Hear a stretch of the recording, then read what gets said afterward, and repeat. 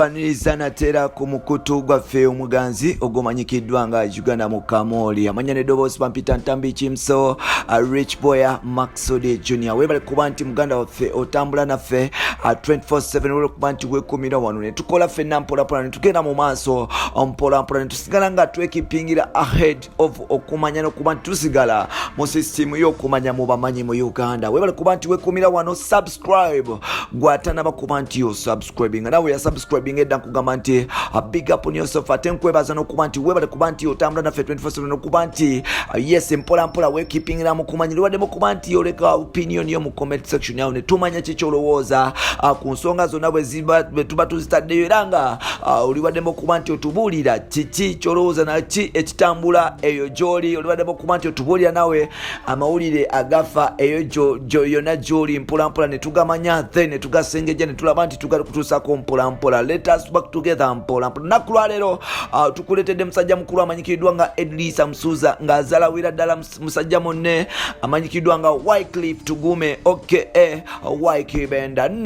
Ykee Benda ye muyimbi oba ye president w'abayimbi mu Uganda nga ekifo kino nno yaddira oli mukyala mukulu amanyikiddwa nga Sophie Gombya yes ekibiina ekibakulembera oba ekibiina ky'abayimbi ekimanyikiddwa nga Uganda Musicians Association oba UMA kyavayo ne kironda Ykee Benda nga their president okuba nti akiikirira n'okuba nti akulembera abayimbi ba Uganda bonna naye ng'ate abayimbi abasinga obungi tebali si basanyufu na kino ekintu era ng'abayimbi omukubo yes kuliko Ipas Bagonza Alexander aka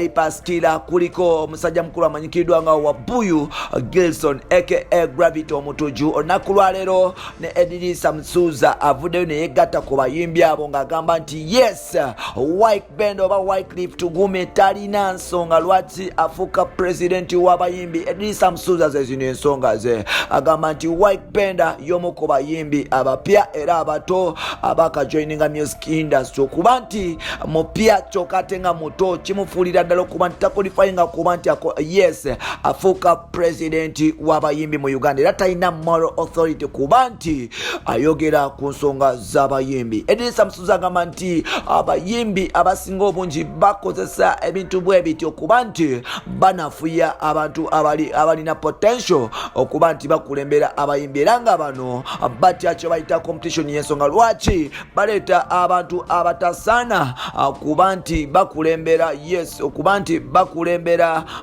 bayimbi ne babatandika okuba nti babateekawo mu ntebe mpolampola bagezeeko okuba nti batraumatizinga n'okuba nti balemesa abayimbi okuba nti balinawo kye beekolera mpolampola ekibatwala mu maaso bino ne bivaawa ku mateeka agakafuluma mpolampola agavaayo ne gakalagira abayimbi okuba nti yes agasobola okuba nti gasiibya oba n'okuba nti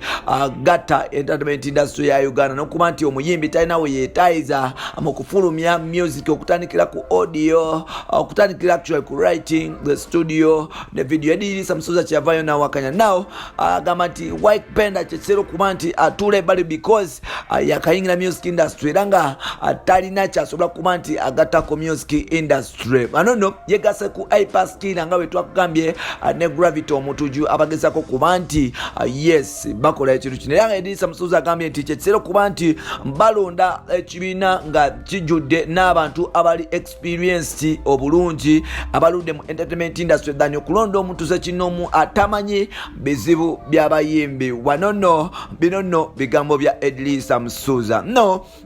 wanono mpolampola nange kampe opinion yange ne submission yange mpolampola ngenda kunjukiza Eddy Samsuza nti Eddy Samsuza bw'otunuulira musajja mukulu amanyikiddwa nga Ykee Benda y'omu ku bayimbi abato abalina vision era be bamu ku bayimbi abazze nga bakyusa entertainment industry ya Uganda mpolampola Ykee Benda y'omu ku basajja nsubira buli omu bye yali yeetaze okuba nti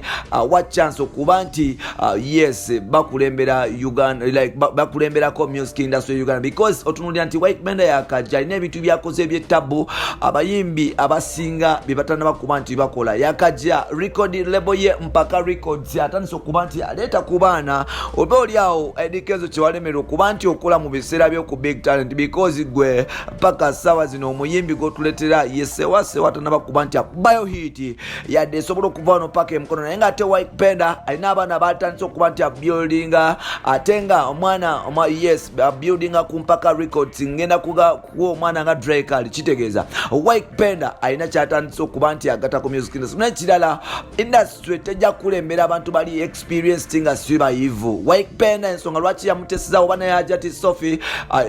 ajati mami Sophie Gombya lwaki bamulonda it is because banono babadde mu entertainment industry okumalako akaseera kabe ke bamazeeko n'ekirala bayivu ddala nti bano bonna ba graduates okukulemberwa industry yonna ekulemberwa omuntu nga talinaako magezi ga mu bitabo muganda wange tekisobola kukola so n'olwekyo nsuubira bayimbi bano basala okuba nti balonda Ykee Benda okuba nti abakulembera because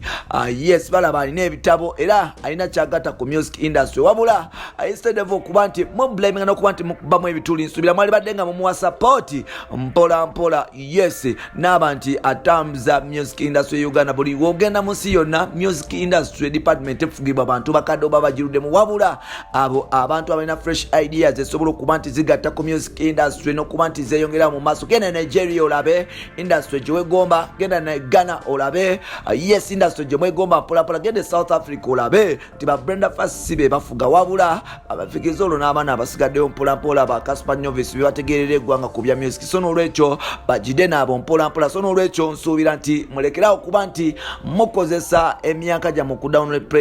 downplaying abantu abalala tubawe Ykee Benda opportunity agezeko kuba nti alina kyakyusa ku music industry mpola yes